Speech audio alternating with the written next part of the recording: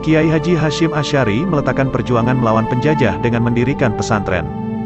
Ulama-ulama Nusantara, tidak terkecuali Hadratus Syekh Kiai Haji Muhammad Hasyim Asy'ari, tahun 1871 sampai tahun 1947, terus berupaya meneguhkan legasi, warisan, ajaran Islam yang dibawa Wali Songo di Indonesia melalui dakwah ramah dan berkebudayaan. Upaya-upaya perjuangan tersebut mendapat tantangan tidak mudah karena bangsa Indonesia dalam kondisi terjajah. Dalam kondisi terjajah itu, keyakinan beragama rawan terombang-ambing sehingga Kiai Haji Hasyim Asy'ari kembali bertekad memperkuat akidah dan syariat Islam kepada Muslim Nusantara yang terlebih dahulu sudah dilakukan oleh Wali Songo. Tentu saja sembari berjuang melepaskan bangsa Indonesia dari kungkungan penjajahan dan meningkatkan kualitas sumber daya manusia Indonesia dengan ilmu.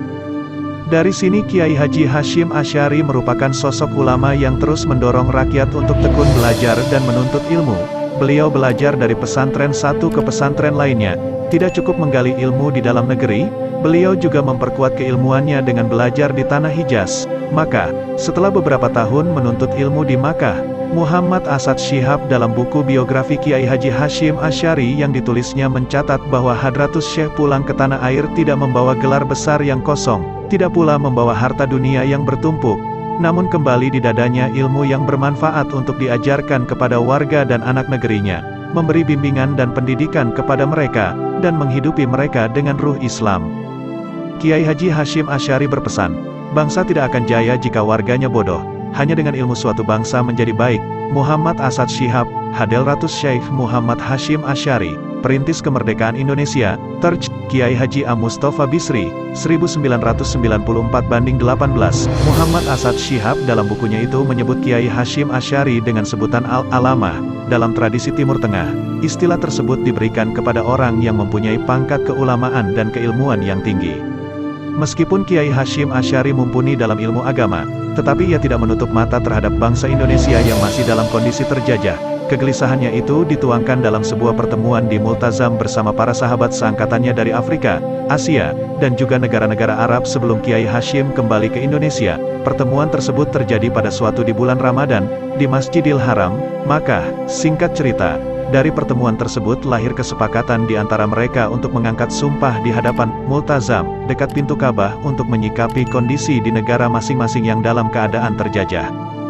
Isi kesepakatan tersebut antara lain ialah sebuah janji yang harus ditepati apabila mereka sudah sampai dan berada di negara masing-masing, sedangkan janji tersebut berupa tekad untuk berjuang di jalan Allah SWT demi tegaknya agama Islam, berusaha mempersatukan umat Islam dalam kegiatan penyebaran ilmu pengetahuan serta pendalaman ilmu agama Islam. Bagi mereka, tekad tersebut harus dicetuskan dan dibawa bersama dengan mengangkat sumpah. Karena pada saat itu, kondisi dan situasi sosial politik di negara-negara timur hampir bernasib sama, yakni berada di bawah kekuasaan penjajahan bangsa barat. Khoirul Anam, Pertumbuhan dan Perkembangan Nu, 1985. Sesampainya di tanah air, Kiai Haji menepati janji dan sumpahnya saat di Multazam. Pada tahun 1899 beliau mendirikan pondok pesantren Tebuireng di Jombang, Jawa Timur. Dari pesantren ini kemudian dihimpun dan dilahirkan calon-calon pejuang muslim yang tangguh, yang mampu memelihara, melestarikan, mengamalkan, dan mengembangkan ajaran Islam ke seluruh pelosok Nusantara. Kiai Hasyim merupakan ulama abad 20 yang telah berhasil melahirkan ribuan kiai. Bukan hanya untuk tujuan memperkuat ilmu agama, tetapi pendirian wadah pesantren itu juga untuk melawan ketidakperikemanusiaan penjajah Belanda dan juga Nippon, Jepang. Sejarah mencatat, hanya kalangan pesantren yang tidak mudah tunduk begitu saja di tangan penjajah.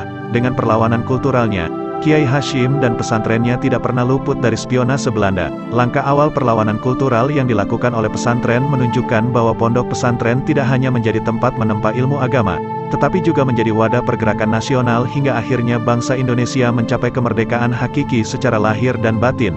Kemerdekaan ini tentu hasil perjuangan seluruh rakyat Indonesia, tetapi tentu saja peran ulama pesantren sebagai motor, motivator, sekaligus negosiator tidak bisa dielakkan begitu saja.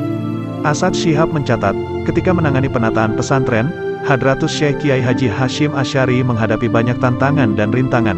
Kiai Hasyim Asy'ari dengan gigih menghadapi segala kesulitan dan hambatan dari pihak pemerintah kolonial Hindia Belanda kala itu. yang hanya menginginkan kaum muslimin dalam posisi terbelakang sehingga tak bisa melakukan perlawanan terhadap kolonialisme. Berbagai upaya dilakukan oleh Belanda, termasuk melakukan upaya kekerasan dengan menghancurkan pesantren. Untuk membenarkan tindakan represifnya itu, Belanda berdalih dan menuduh bahwa pesantren merupakan wadah perusuh, pemberontak, dan orang-orang Islam ekstrim. Muhammad Asad Shihab, 1994-19